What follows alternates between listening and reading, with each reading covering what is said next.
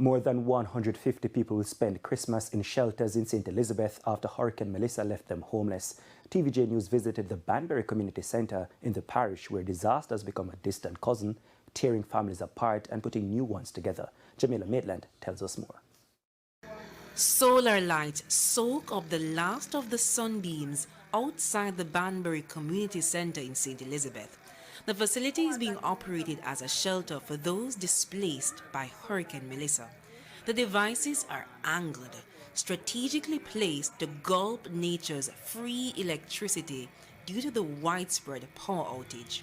Watching over them is 9-year-old Nicola. Use what? Use that light, solar light, the big one, and that little one. And it helps you? From fighting the dark to fighting the heat and then the mosquitoes, this little girl runs the shelter. Her family is from Parity. I host up gone. Well, we didn't live my grandmother. Well, few room did there. My grandmother put chapel in over there I live in. They were initially among a group of people staying at the Newell High School, but resumption of classes forced them to be relocated to the center. It's where fishermen Levi Daly and Austin Williams, also from Parity, have been staying. Give thanks to the shade, because when I shade, I would out on the road and in the street. But I know I did here so long as it is, but I like to go back home. The issue is that there's nothing to go home to.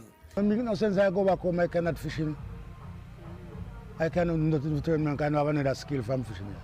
They do, however, return to Parity in search of food and information from government officials. Me go back home to see what's going on down there. This way I can get a house, because two of them did say, Mr. Andrew coming there today, so I make sure I reach down there. Our cameras captured Levi Daly braving the breakaway along the Parity main road. Shoes in one hand, pride in the other. Mr. Daly is seen walking in the Parity pond, coming from the ruins of his home. But even he knows this is not safe. Well, at the shelter we need some food, you know. We have water, so we can bathe and cook. But them give we a stove, but them don't give we no cylinder. And we don't have no pot neither. So we have to just continue eat dry good.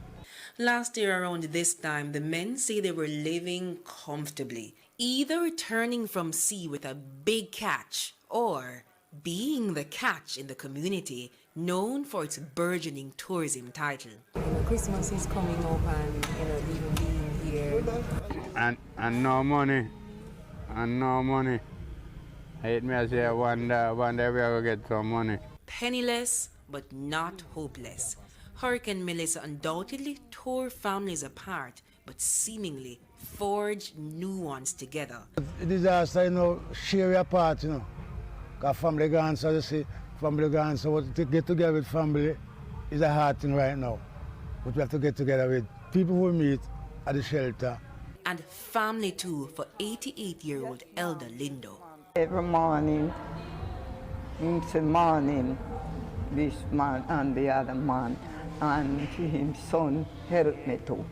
Yes, ma'am. We all are family.